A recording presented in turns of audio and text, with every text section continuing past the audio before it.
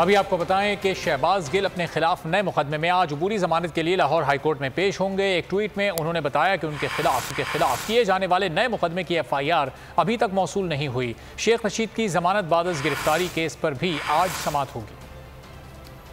शहबाज गिल और शेख रशीद के मुकदमात की समाअतें। शेख रशीद की जमानत बाद गिरफ्तारी केस पर आज समाअत होगी। गुज़िश्ता समाअत पर इस्लामाबाद की मकामी अदालत ने शेख रशीद अहमद को जुडिशल रिमांड पर जेल भेजा था। PTI रहनुमा शहबाज गिल की एक और पेशी। ट्वीट में बताया, नया मुकदमा है, अभी तक FIR नहीं मिली। ऐसा मालूम होता है जैसे कोई मेरा जाती मुकदमा हो। अगर आपको ये वीडियो पसंद आई है तो हमारे चैनल को सब्सक्राइब करें और बेल आइकॉन पर क्लिक करें।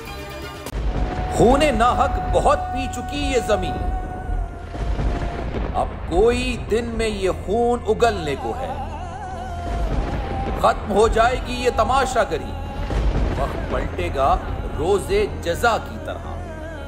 ये जो पेशावर में ताजा लहू है बहा, एक क़यामत करेगा फलक पर बपा।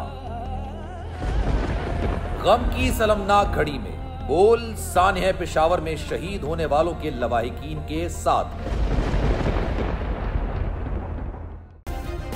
सब्सक्राइब करें और बेल दबाएं ताकि कोई खबर रह न जाए।